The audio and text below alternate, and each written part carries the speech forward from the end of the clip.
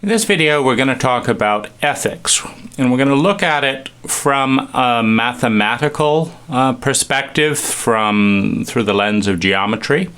We're going to look at it through a sustainability paradigm through the lens of human relationships. And we're going to look at it through a win-win paradigm as well as an intelligence paradigm. Intelligence measured by the efficiency with which energy is transformed into human well-being. So let's take a look. Everything is in relationship. In an ecological framework, all things are connected. And so we have the circle. And in this case, we're going to do a very, very simple model of a circle of 5. And within any mathematical number, you have a probability field. You have an exponential probability field in synergy, in multiples, and you have a linear probability field of 1 plus 1 plus 1 plus 1 plus 1 equals 5. You have lineal, but you also have the exponential probability field 5 times 5, 25. And what we see here is that the more complex the system, the higher the exponentials. And so, you know, when you think of a billion people, and an exponential or framework of multiples, so you know, a billion times a billion people. Well, when you have a billion and one people, you get and you use an exponential or multiples paradigm.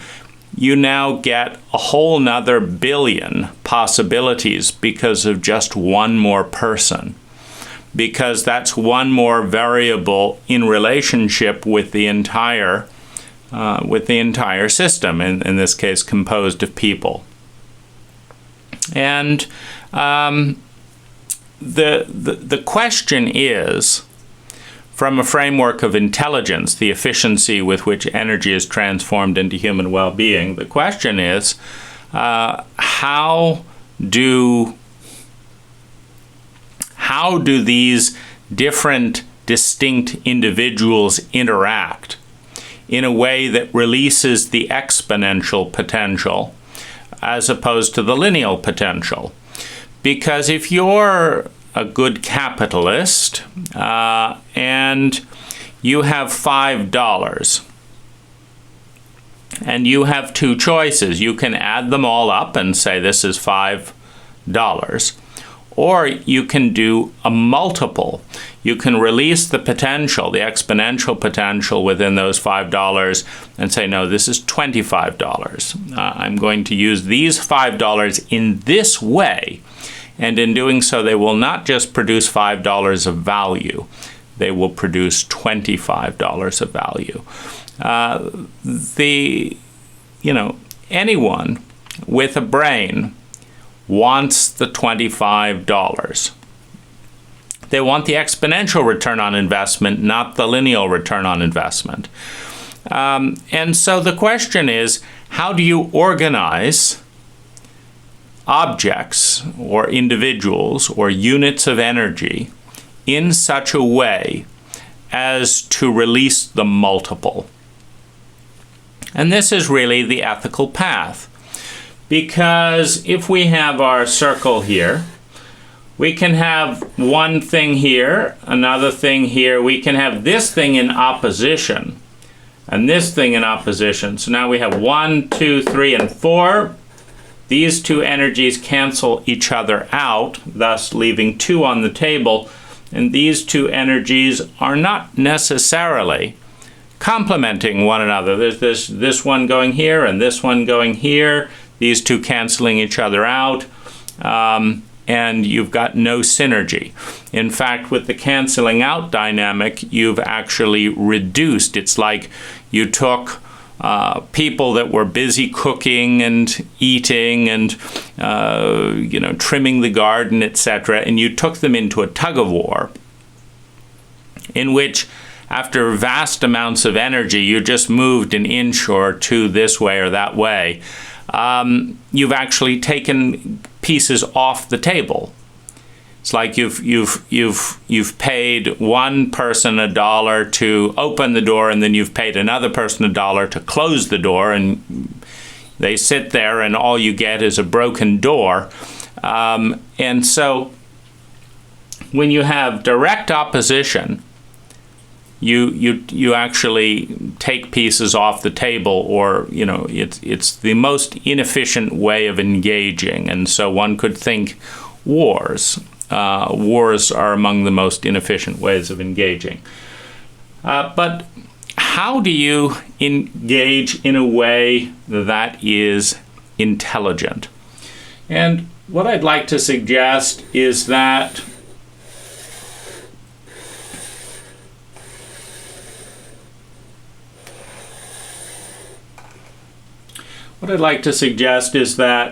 when you look through a win-win paradigm, and every action you take supports what? The well-being of everyone else on the circle. You take a circle that on its own, for example, imagine this is a rim of a bicycle wheel. And it's a nice rim, it's nice and circular. But what happens when you hit a pothole and there's no support within the rim? It collapses. There's no support. And this is why you have spokes on a wheel. Now, in this centralized design, all things reinforce the center, and the center then reinforces the whole. So this could be considered a centralized power system. Everyone pays taxes to the government, and then supposedly the government takes care of the people. So it all goes to the center, and then the strength comes out. And admittedly, this is a stronger system than no system, where you just have a circle with no support. Down here, you don't have any support for the circle because the function is as an individual. In the myopia of the zoom-in lens of the individual, we ignore the ecological framework. We ignore the fact that absolutely nothing that's going on here originated here. So, hey, who's the individual? Me. But absolutely nothing that's going on here originated here. You think, no, it's my necklace, it's my chalkboard, it's my voice, my this. But we look at this and we say, okay, so it's your necklace. Where did it come from? Did you invent silversmithing? Did you fly over to India and recruit, the low-cost labor to polish these stones and facet them in different ways? Did you do the mining in the deep mines in Brazil, where most of the quartz material comes from? Were you the jeweler? Did you invent jewelry? What about this? Did you invent this? Where did it come from? Well, ultimately, it all comes from the planet, not from the individual. The technology has been developed over thousands of years. There's literally millions of people involved in one way or another before a necklace can be purchased with a little plastic card that just moves digits from one account to another account. We didn't invent any of it. We are nested in a complex ecology of time, of effort as a species over time, where millions of people developed jewelry technology over tens of thousands of years, where millions of people develop shipping and transportation technology over thousands of years, where millions of people develop the mathematics to, the paradigms of business over thousands of years, and where we're this tiny little speck that presses buy now and releases the synergy of all of that species production, meaning the species created all of this. The drive to grow, the drive to innovate, etc., created all of that. And did that really originate in the species, or was that enthused, full with God? Was that enthused by some other energy source outside the physical system? And if so, where is that? And so the individual is a very, very tiny part in this process. And yet, in the hubris of chauvinism, the emphasis of the individual over the circle, because the point is the masculine pole and the circle is the feminine pole. And they're both important. They're both equally important. Within them, you release, in the synergy of the individual and the group, the point and the circle, you release the possibility field mathematically that is possible with this polarity. But really, we gain strength through the integrity of the circle. And so, for example, if there's more diversity in the circle, you have more symmetry in the circle, meaning, geometrically speaking, we could have all 5 points go here, right? We could create just this weird little thing that says like this, where all the points connect to one portion of the circle. And this is where some of our skepticism comes between, English capitalist white males, focusing on making as much money as possible. It's a narrow band focus. There's nothing wrong with that part of the circle. But if you have a circle and you can choose to put all the spokes in the wheel in one area, or you can evenly divide it, the circle is more sustainable. Your bicycle will drive better if the stresses and tensions, if the power and voice is evenly distributed around the circle. You will get a more efficient and intelligent view of reality because you'll have more data. Similarly, if you're a weather if you're a weather station and you're trying to gather weather, you will get the most useful and accurate weather and develop the most sophisticated predictive models if you have your weather stations concentrated around the whole globe as opposed to all in one town. You have 1 million weather stations, all gathering the data of that town, and they're all in that town. If you spread those same things out, where some are in satellite, some are in the ground, some are underwater, some are above ground, and they circle the globe, you see, then there's a tsunami that starts happening here, that triggers an earthquake over here, that releases a fire over there, which creates a hurricane over here, which creates a tornado over here, which creates rain over here. And you can follow the energy wave through those different expressions across the globe, and you have a more sophisticated mathematical model than if you just say, I don't know, something just started happening for no reason, meaning we had such a myopic view of reality that we weren't paying attention to the tsunami over there.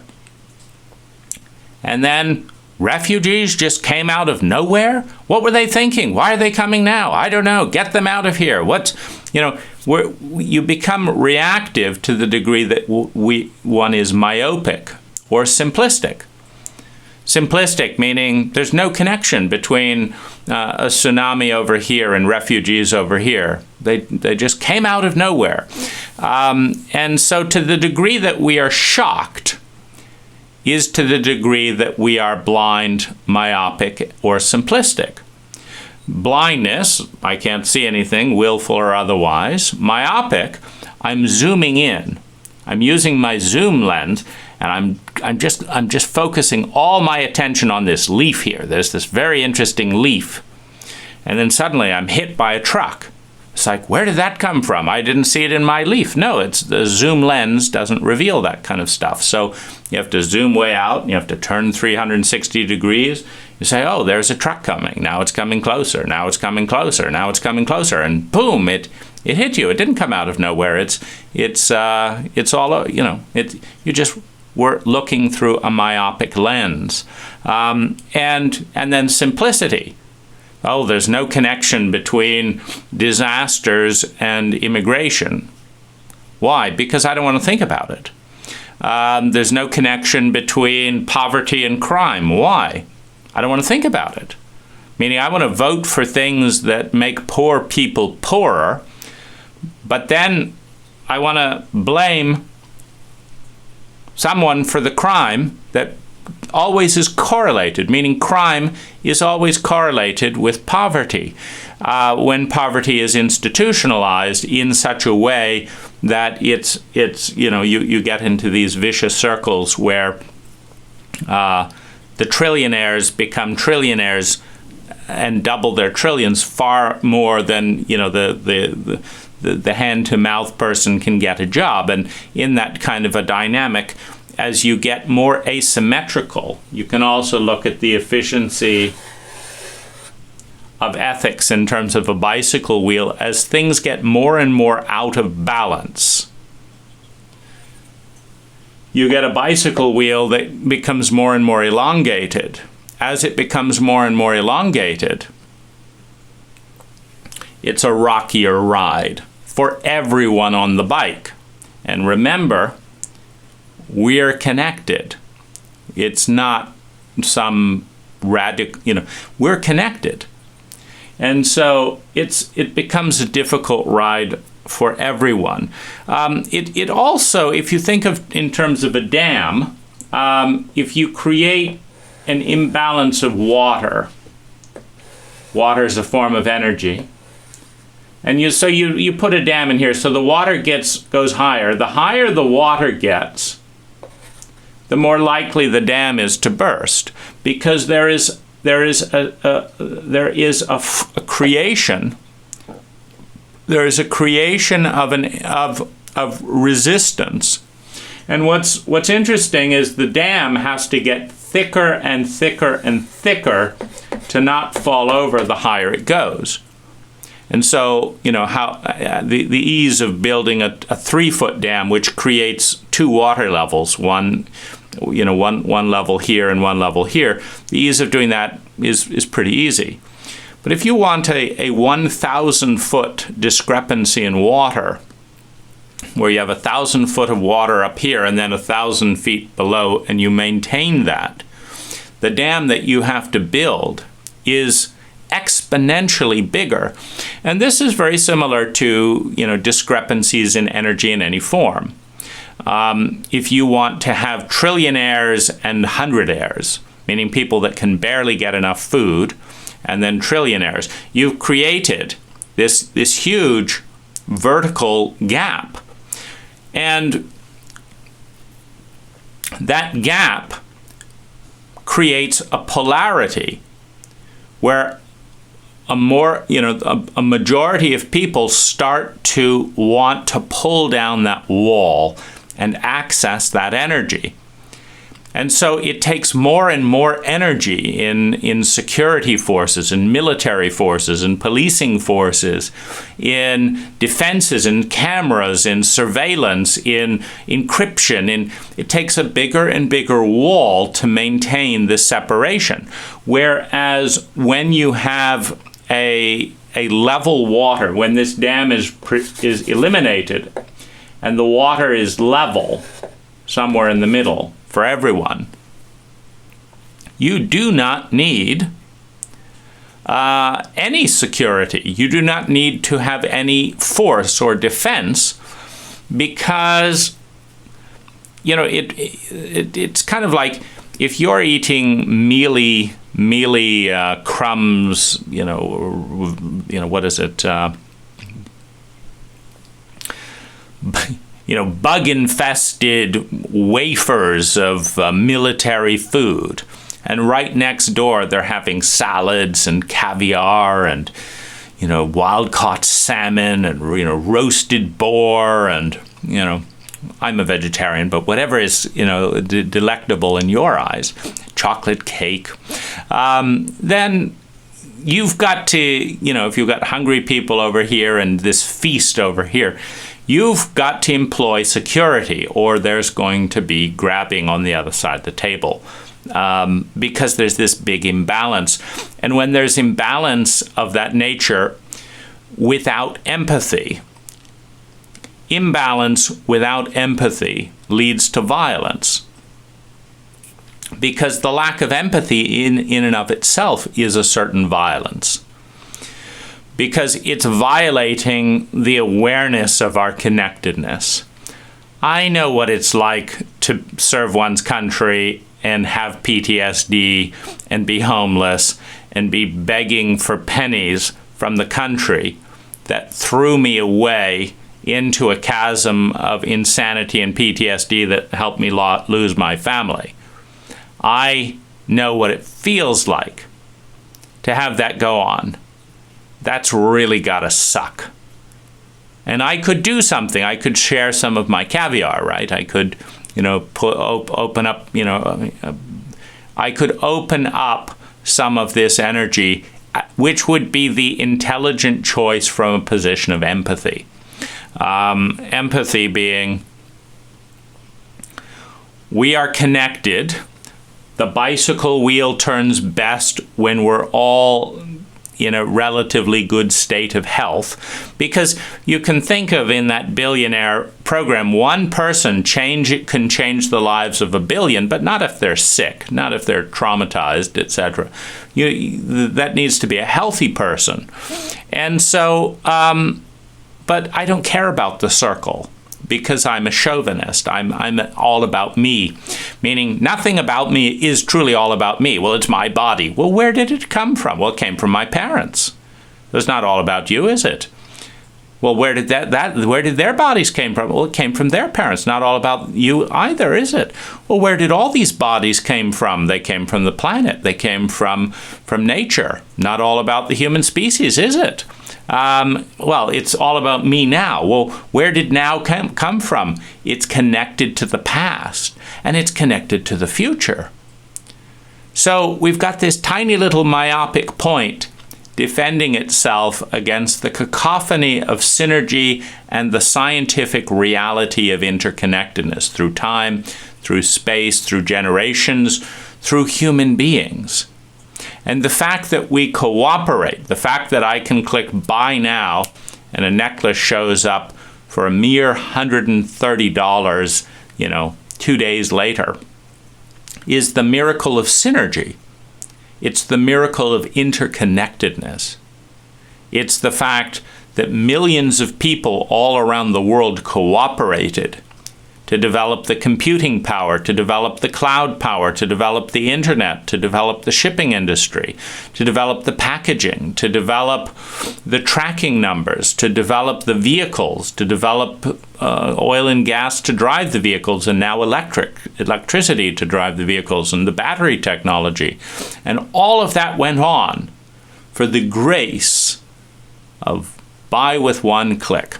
And so it's not really about the individual at all. it's about the group. And it takes a tremendous amount of stubborn, repetitive myopia to obsess about an individual in the context of so much synergy, so much cooperation, so much history. You know, the invention of the wheel, the invention of fire, all that had to happen before we could be standing here. The invention of the telephone, the invention of the smartphone, the invention of the digital camera, the invention of the microphone, the YouTube, everything had to be invented for this moment to occur. Someone had to discover that there was something called chalk and go find it. And that person, 1,000 or so years ago, was necessary for this moment. And the people that said, that's a good idea, we'll make more pieces of chalk, that had to happen. It's incredible how interconnected things are. So if we turn to the lens of intelligence, the efficiency with which energy is transformed into human well-being, then we can see that tug-of-wars are not terribly efficient, so they're not terribly intelligent. I want this. No, you can't have that. I want this. No, you can't have that. Well, what about both of you cooperating to see that there isn't such a tug-of-war? I want the popcorn. You want the popcorn. Why don't we both go and order some more popcorn? Or look at what's the belief, etc., that's driving this competition when there's so much other food in the fridge? You know, is it really that if so-and-so gets what they want, that I can't get what I want? And so if anyone wants something, I have to stop them, otherwise it means I'm losing. Do I have a win-lose paradigm? Is that the most unintelligent thing in the framework? You know, so then we can both win by healing a win-lose paradigm. So a tug-of-war is kind of the most unethical behavior you can imagine. I want this, well, I want that, and a paradigm of win-lose. Because you just take people off the table. You spend 2 here, and then you have to spend 2 here just to get nowhere. And even if you spend 4 here, the 2 here cancel out 2 of the 4, and so you just make little progress. So it's a very inefficient thing for all concerned. Now, if you can connect in space, if you can space the circle with diversity and with symmetry, meaning if you can have a circular bicycle wheel rather than a watermelon bicycle wheel, you will have more grace in your life. The species, the interactions, the relationships will have more grace. They won't just be up and down, a bumpy ride for all concerned. And so there's less volatility in a circle. And volatility is expensive because it creates shock. And shock is expensive because then you need to prepare for shock, which means a defense. If you are in a sociopathic environment with a lot of shock and volatility, that's unregulated energy that could be harmful for you. It's causing you a lot of pain, and then pleasure, and then pain, and pleasure, so you're in a volatile relationship.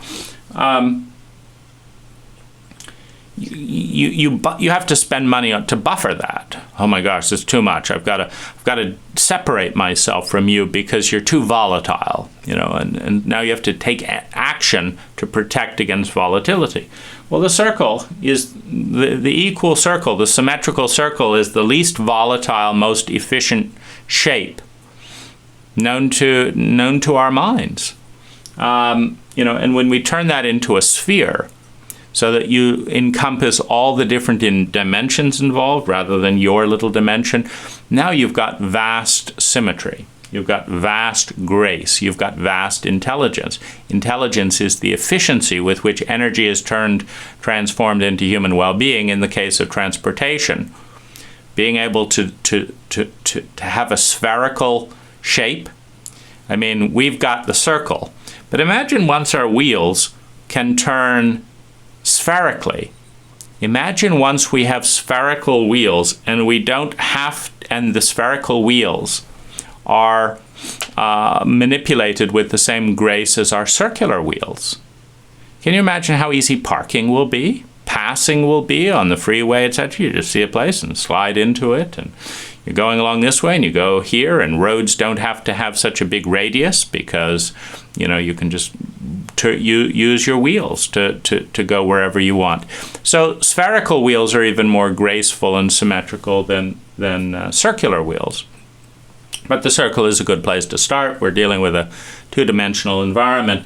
So if you've got 5 people in your system, what is the most intelligent, sustainable, ethical path to relating?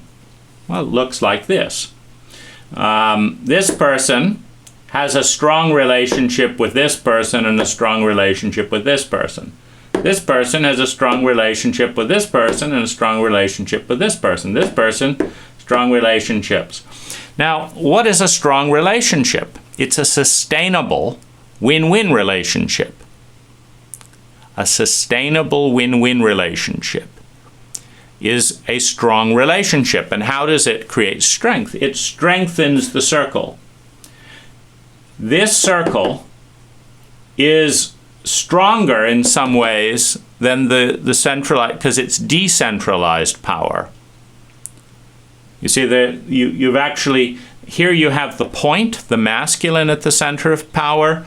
Here you have the space, the feminine, as the center of power.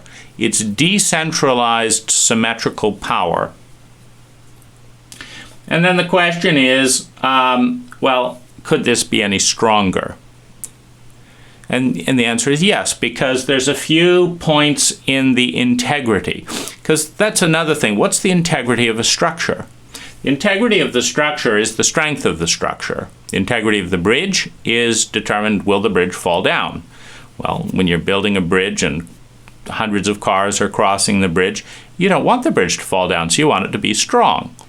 And you notice those triangular shapes on the bridge because they're adding structural integrity. The triangle is an incredibly strong shape. So they're put in. Now, if you cut the triangles on the bridge, you know, it's got 10,000 triangles, so it's got 10,000 points of structural integrity.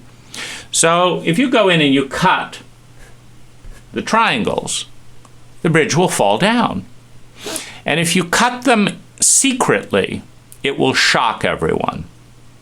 You go in at night, and one night you get in there with your little angle grinder, right, and you just cut a little sliver all the way, so it's almost broken.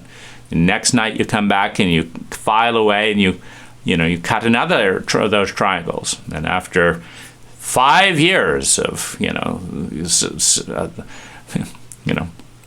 365 cuts every single year, the bridge just suddenly collapses. Maybe in a little bit of a windstorm, a heavy truck is going, it collapses. Why? Because it has no structural integrity. And this is, and we're working our way into ethics. We're talking about lies. We're talking about betrayals. Because what's a lie? A lie says, I'm over here. Okay? But in truth is, I'm over here. Now, when you say I'm over here, I'm here, that's the lie, but really I'm here. That's the truth, but it's not what I'm saying. The people connect with your lie. They don't connect with where you actually are, because you're not telling where you actually are. You're saying, oh, I believe in peace and this, and I believe in intelligence, and I believe in this and this, but what I actually do is this, and this, and this. So you've got no connection because you're in hiding. And the problem is, let's say you're over here, but you pretend to be here. So everyone connects with you where you say you are. So they connect with nothing. Well, imagine a bridge where the architect told the bridge constructors, you want to build all these triangle shapes out into thin air. They're not going to connect with anything, but trust me, there are invisible things there that, are really strong. So you connect this one to here and this one to here, and they're all touching now. I see the hidden structure, but, and so they'd spend all the money and all the billions on the bridge and put it all, and then it just falls down. Because they weren't connecting to anything solid. They were connecting to thin air. This is what happens with lies. I'm over here. I don't mind having an open relationship. Sounds interesting. Whereas the idea, don't they dare, if they dare have a sexual partner with somebody else, No, I didn't take your $100. No, people connect with what you tell them, what you're presenting. But when that is separate from where you actually are, then it's a weak connection. It snaps instantly because there's no substance to it. There's nothing to weld to because there's nothing there. So it's just a lot of wasted energy goes out and then you're not there. So when we're talking about integrity and structural integrity and relational integrity, what we're talking with is, are you presenting your needs are some of your strongest energy points. For example, Abraham Maslow outlines 7 core human needs that every human being in the history of the species has. And it's a hierarchy of needs because one doesn't make sense without the other, and to a large extent. So, for example, if you want to hang a turret, a church turret, if you want to put a church turret on a church, you have to build the church. If you want to build the church, you have to build the foundation for the church, and that's called hierarchical, building. If there's no foundation, there's no church. If there's no church, you don't just have a turret suspended in midair. And so in the hierarchy of human needs, you need to survive, because if you're dead, you don't have needs for love and belonging, for example, or artistic expression, nor can you do it if you're dead. So the first need is to survive. That's the foundation. Then you want security and survival. If you're insecure in your survival, like if you're standing up on a pinnacle of a tree that's being buffeted around and hit by lightning, and you're not secure if you're surviving at all, because if you fall, you're dead. If the tree blows over, you're dead. You've got to get out of that precarious situation and climb down to the ground and get out.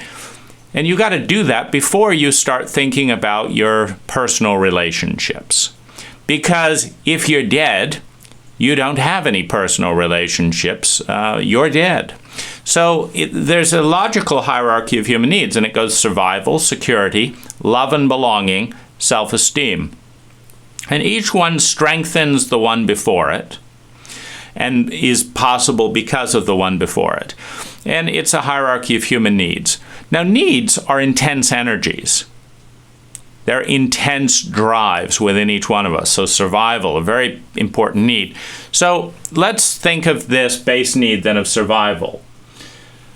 So let's say you need some heat to survive, but you're in a crazy mentality of don't trust this and that. So you need heat to survive, but you don't ask for heat. You say, oh, I'm warm, I'm plenty warm. What I really need to survive is some water. But you're near a brook. You don't need water at all. You're just testing, because the world is an unfriendly place. So you got to test and see who's your friend and all that. And so you get a bucket of water. But you don't need a bucket of water, and you're still cold and stuff. So your need. So if you're trying to survive and you lie, or if you are in you've got 5 people, and there's just 5 people on the planet. And it's easy. The problem with our systems is they're so big that these basic common sense things become lost because they're just so complex. So it's helpful to kind of reduce things down. If you think of the odds, if you've got 5 people who are alive versus 1 person who's alive, are you going to learn language as just 1 person? Is the species going to survive as just 1 person? Of course not. The species is going to die out when you die. You're not going to learn language as an infant because no one's teaching you language. You're not going to learn fire. You might stumble across it before you're dead. And if you do, you don't know necessarily that it produces heat. You may just think it kills people, or there's so much you're not going to know. So the odds of the species and of your well-being go up exponentially if you've got 5 people. If you've got 5 people all cooperating to create this framework of shared needs. The first need being to survive. So if you've got 5 people who are committed to all 5 of you surviving, you've got an exponential framework.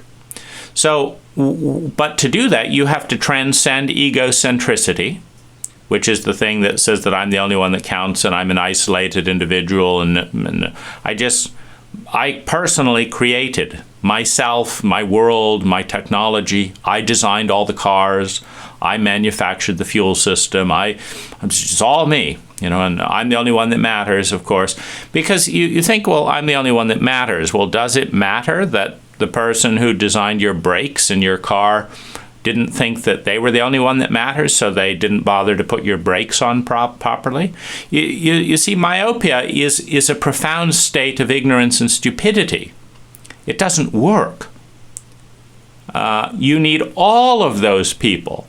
The guy that put the brakes on your car, you need them to tighten it the right way, or you die.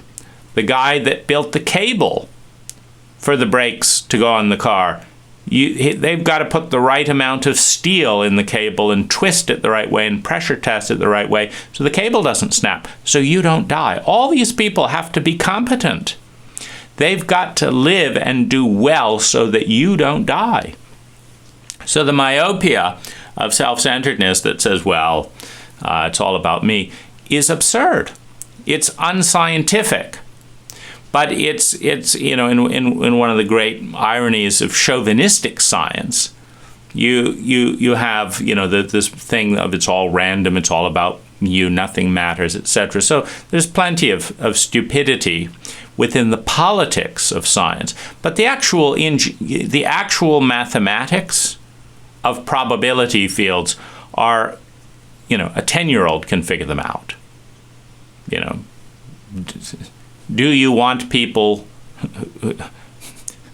building tires, for example, back to our wheel, that don't explode and that do it and stick to the road, or does that matter? And so we understand that a cooperative win-win framework is essential. But you cannot win if you're living a lie to with yourself or other people. You've got to be where you are and let people know where you are. And then if you are dealing with dysfunctional individuals where you say, I'm here and this is what I need, who say, well, we're going to do the exact opposite. How do you know you're in a dysfunctional system? Well, in a dysfunctional system, you go to the bank when you don't need any money, and they will loan you lots of money. Because it's nothing to do with you. You don't need it, so they feel safe, so you can have a lot of it. If you need money desperately, they will not give you a loan. Because if you need money desperately, you're not a secure risk. So it's not about you at all and your needs, it's about the bank. And so you're in a dysfunctional system when you desperately need a home because you've just gotten homeless. And now all your friends don't want to respond to your texts because They only want to respond to people that they don't have to spend any energy on, And so let him be homeless. I don't want to let him sleep on my couch, etc. And so when things are looking good, you've got lots of friends, and then they all disappear. So that's a weak system. If you say, this is what I need, and everyone looks at you as if this has nothing to do with them. Just like we look out and say, this necklace doesn't have to do with someone in the 1800s refining silver. Yet how would this be a silver necklace if in the 1800s silver was not developed? Moved on its evolutionary path closer to where it is today? Or what about what about those furnaces that heat up metals to a certain height, certain heat? Do I care about that? You see, the less we care about, the more blind we are. It just means that we're unaware of how interconnected we are. So it's kind of an enforced form of stupidity. I have no idea about all the tiny threads in time and in space that connect me to everyone else. Because I have no idea, I am going to act in violation of those relationships. And because I violate those relationships, my survival, my ability to meet my human needs goes down. And I'm working with a dysfunctional model of reality, so I'm going to end up violating certain things, which will increase the probability that I will find myself in a violent situation. So, up to us. So we have these betrayals are also lies. Imagine, saying, oh, I got this. I'm watching your kid, right? But I don't really want to watch a kid. I just don't want to look bad. And so I'm going to go flirt with so-and-so and so-and-so. And the kid falls off the roof or the balcony or whatever. And I don't want to be made to feel bad, so I'm going to concoct a story that's going to distort reality. I'm going to tell, how the child did this and it had nothing to do with me. So I'm going to distort reality. Well, if someone believes us, if a parent believes us, when they raise their next child, they're going to raise them with a distorted view of reality, which will cause problems. Whenever you have a map, and the map says turn left here and turn right there and turn here and turn this here and turn this here and go there. Well, if you're following that map and it says turn right here and you turn right here and you drive into a tree, that's a faulty map of reality. When it comes to invisible maps about how the world works and beliefs and things like that, it's very easy because we're a materialistic culture, and so we don't deal with the subtleties of the psyche. So we don't learn to distinguish the landscape. That's part of the myopia of chauvinism. The inner landscape is ignored. The outer landscape is obsessed about. And yet everything that we have created as human beings on the outer world, we first created as the inner world. So anyway, this obviously, if you cut into the spokes of your bicycle wheel, eventually the wheel will collapse. And that's what happens when relationships break down. There's too much betrayal, there's too much violation, there's too much lying, and there's too much myopia. Myopia, the focus on self, betraying the cutting of the ties, the breaking of trust. I will do this, then I'm not going to do it. I will take care of this, and I'm not going to take care of it. I would never do this to hurt you, but it was easy, so I did it to hurt you. You have a collapsed system. So back to ethics. Ethics are strong systems. A strong relationship with 5 people on the planet is a relationship where no one on the circle intentionally does anything to harm the other. 1. 2, where you cooperate to facilitate the ability for each person to meet their human needs. Well, what are the human needs? To survive, to feel secure in survival, to have love and belonging, to develop self-esteem, a respect for the person that we are becoming and want to become, our values and our willingness and ability to live up to our values. Then we have not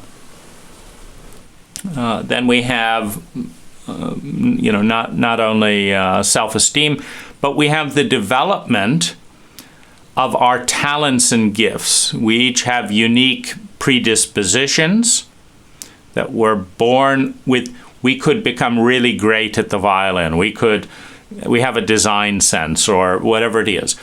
So we have talents that we need to develop to reach our potential, so that we're more sustainable, so that we're more intelligent, so that we're more complex, so that we're doing our part to deliver the diversity that is part of sustainability. Our uniqueness is what adds to the diversity of the species. Our sameness does not. The Irish potato famine did not occur because there was 20% asparagus, 20% broccoli, 20% cabbage, 20% rice, and 20% potatoes.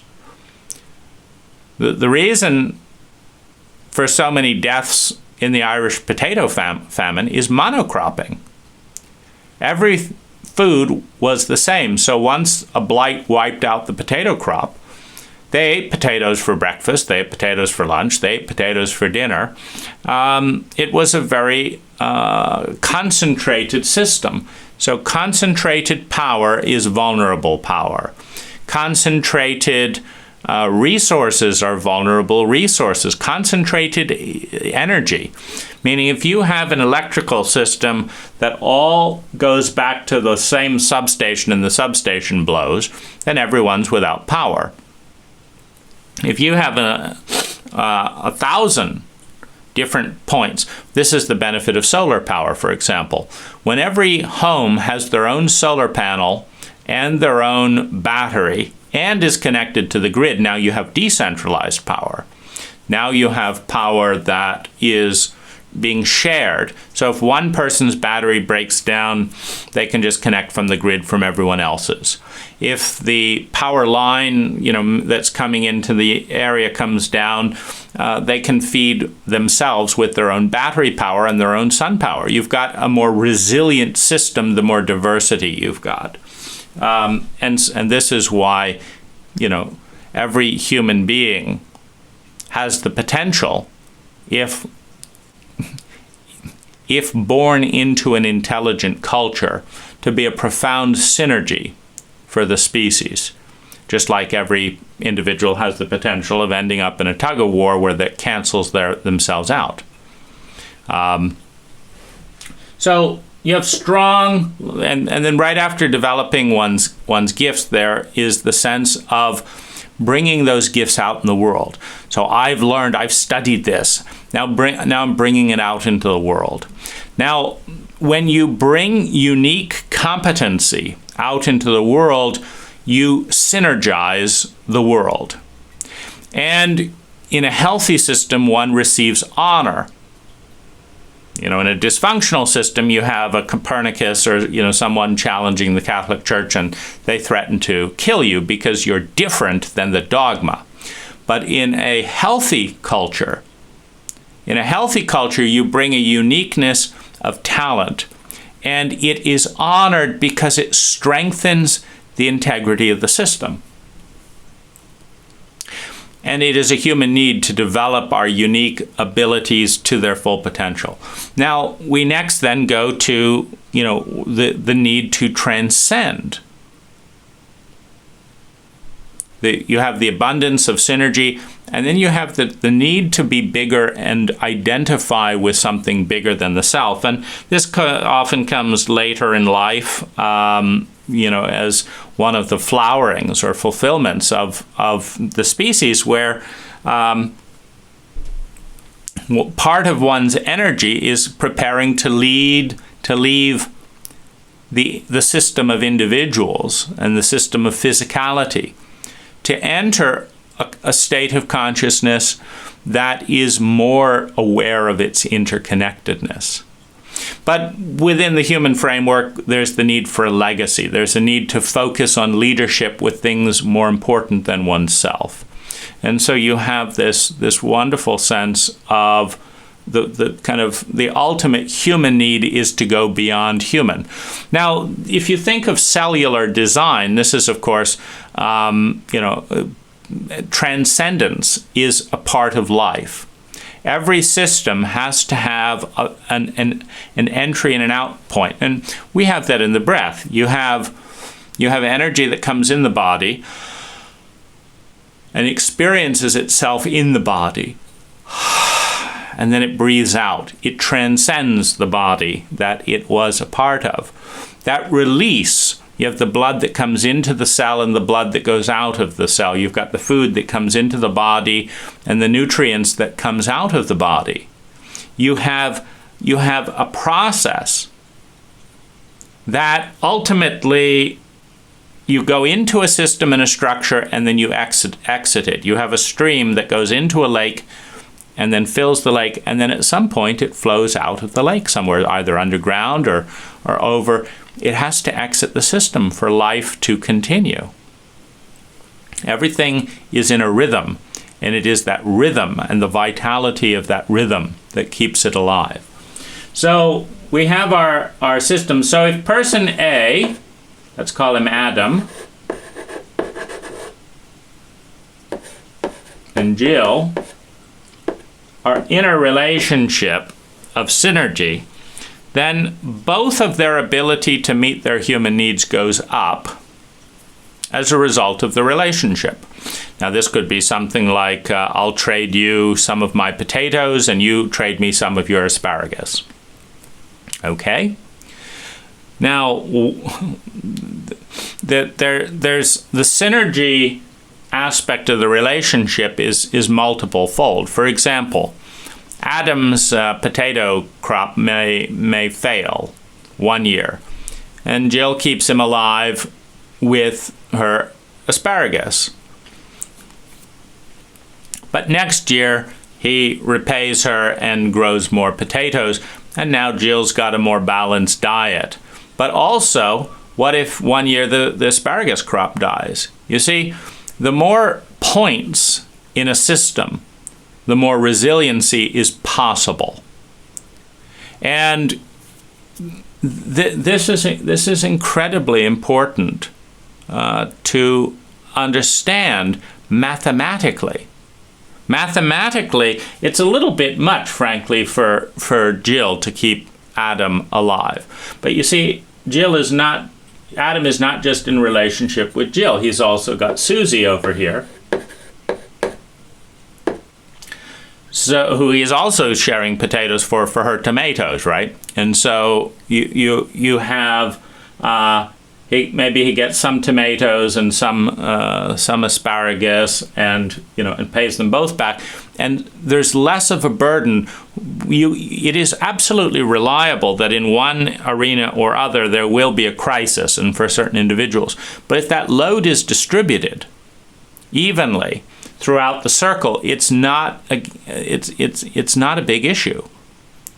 It's a pretty big issue with a system as simple as 5, but it is not a big issue when it comes to larger systems. So we have secure relationships of mutual commitment to each other's needs: survival, security, love and belonging, self-esteem, etc.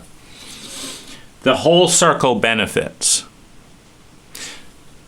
Susie's children benefit.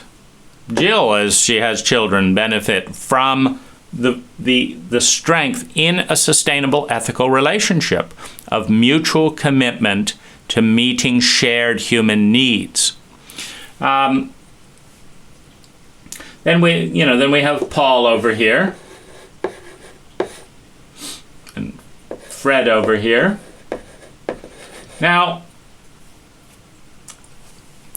how could this system be even more strong than it already is? Well, let's connect the 5-pointed star into a pentagram. And now you see that Adam has win-win sustainable relationships that meet both needs with Paul, with Susie, with Jill, and with Fred. And Fred, everyone is sustainably connected to anyone. This wheel is incredibly strong. The species is incredibly strong using these mathematics. It's incredibly weak if the exact same 5 people are all lined up in a tug-of-war. 2 over here, tug-of-war, and one waffles back and forth, and they just spend their whole energy exhausting themselves, and they all die out eventually. Because there's myopia, there's ignorance, there's a lot of violation, there's no vision. This system becomes more and more rapidly developed. It gives birth to new people. It grows. And these relationships grow. And at each point, the circle becomes more resilient. But as I say, lies and betrayal damage the structural integrity of the system.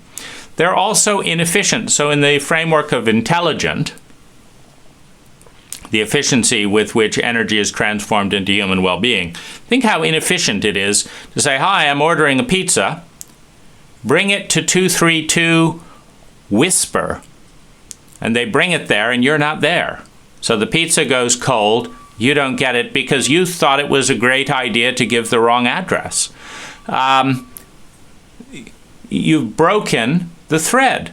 So one part of the system has wasted energy to do nothing because you didn't know where you were. Then this is where it says, like, who are you really? What do you want? I don't know. That's a problem. In a culture that is as chauvinistic as ours and raises people to know 2 + 2 is 4, but doesn't teach them this mathematics and doesn't teach them relational skills and doesn't teach them to understand themselves, this is a problem. It's a problem because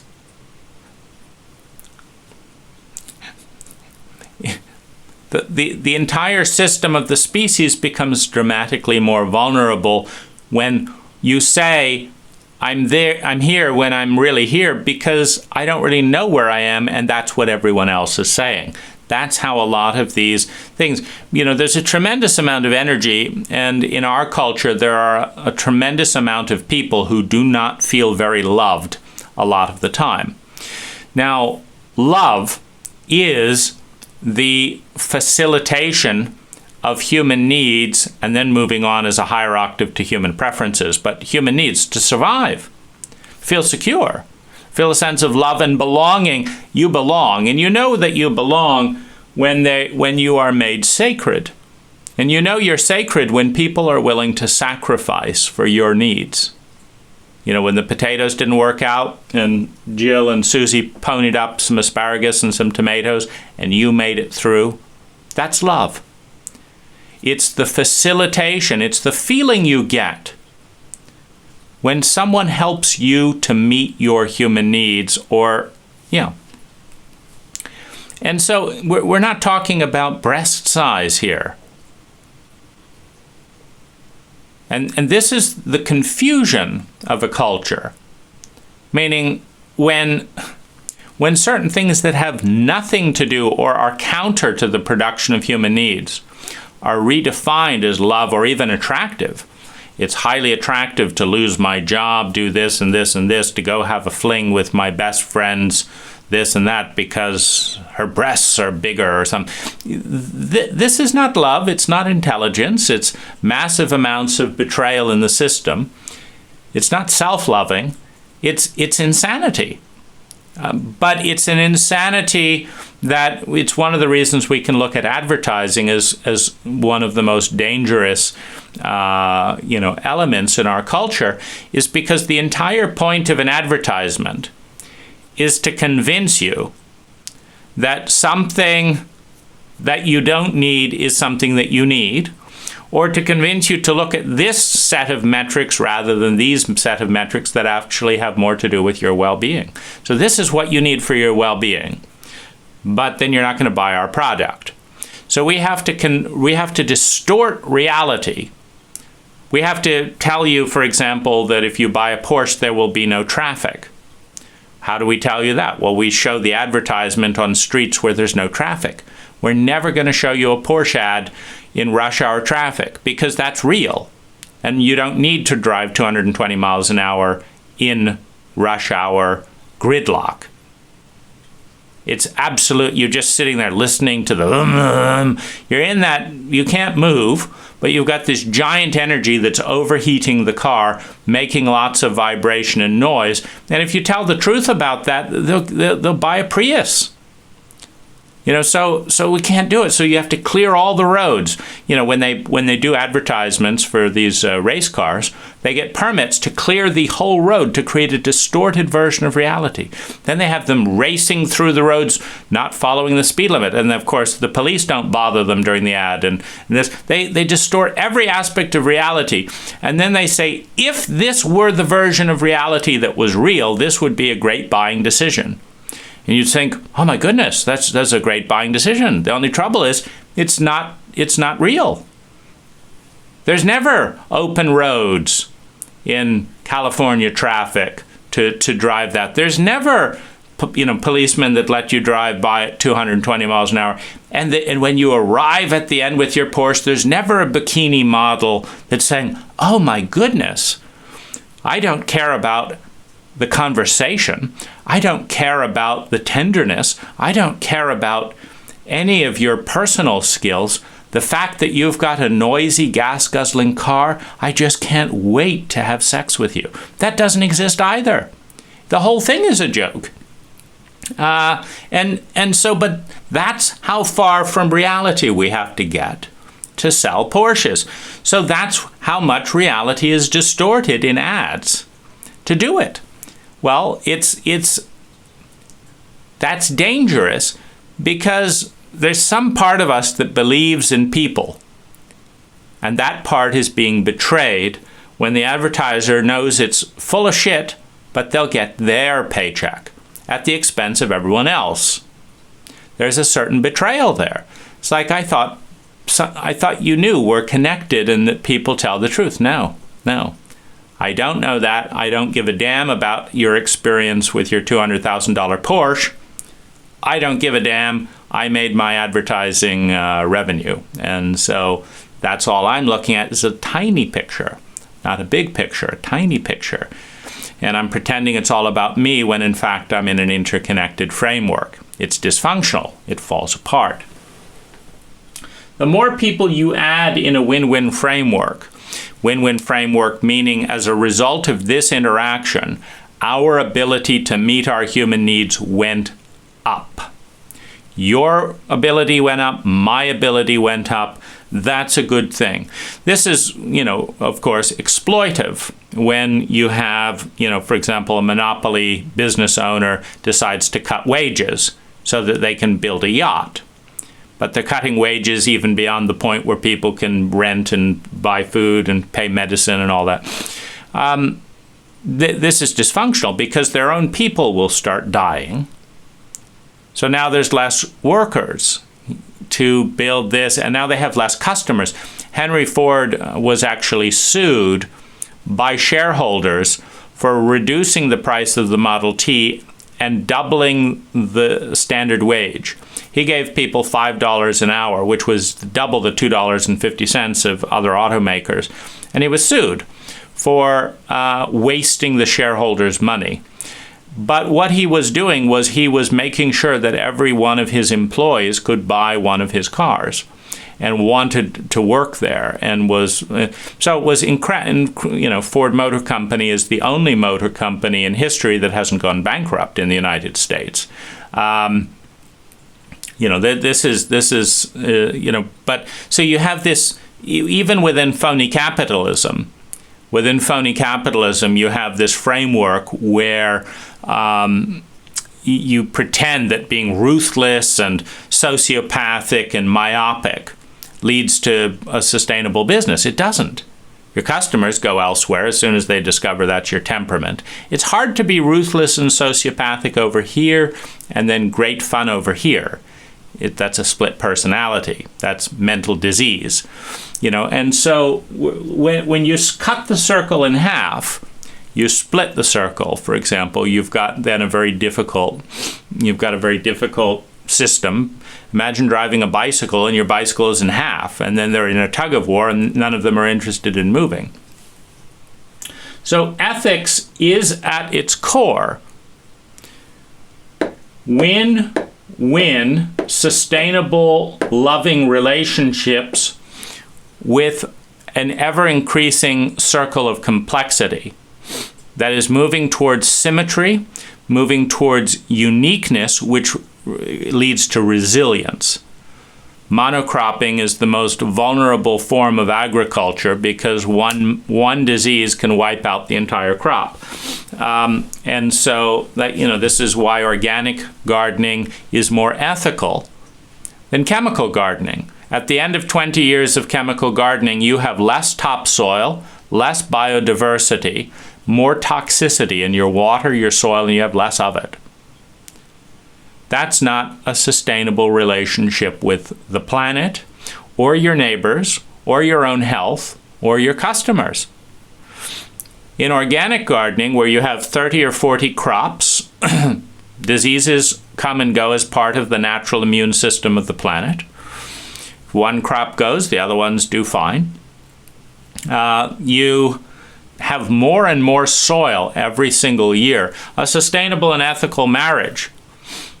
Both people love themselves more every year you're in the marriage. Both people become their best selves faster within the marriage than they would alone. There are minimal lies and betrayals that destroy the integrity, the strength, and the power of the system. This is ethics. It's sustainability, it's love, it's mathematics, it's high profits, it's fun, it's intelligent. The ethical path of relating produces more well-being for all concerned than any other path. And so the study of ethics is really the study of the mathematics of win-win. And the decentralized power, and this is the beauty of the information age. You see, the Tor network, the Tor network, YouTube. You've now got decentralized news. We're moving from the central point of power in the masculine to the feminine point of power, which is in the crowd, in the group. That is, in the large steps of any cycle, a pivotal shift. Remember, if you think of human motion and walking forward, if you think of evolution and moving forward, you can think of the human step. And what the human step is really a human wheel. You're always leaning towards the future, and then you're picking the step up here and you're putting it just in front, and the future is rolling forward. It's kind of like a giant circle, just reduced down to 2 points. And you're moving forward. You put all your weight on half of your body. As you lift the other one up and you move forward and you put your weight on the other. Everything is a cycle. Everything is a breath in and a breath out. The masculine has propelled our species into a dizzying degree of technological wizardry, and it has left us meaningless, hollow, empty, devoid, addicted, in pain, dissociated from our own culture, our own environment, our own sense of anything transcendent from ourself. Because it's at that extreme, and we're at that pivot point where the power is decentralizing, where the feminine, where the inner world can answer the aches, the discrepancies, the gaps and the wounds left by the exaggerated chauvinistic masculine. In truth, they are partners. Reality moves forward as we lean from one to the other, from one to the other, all the way up to the extreme, and then right before we fall over, we pivot to the other. And then right before we fall over, we pivot to the... And this is forward motion. This is growth. And if that forward motion is growth in a way that is win-win and leads to a more ethical framework, we have a return to grace. The elongated watermelon becomes the symmetrical wheel, and motion and life becomes gracious.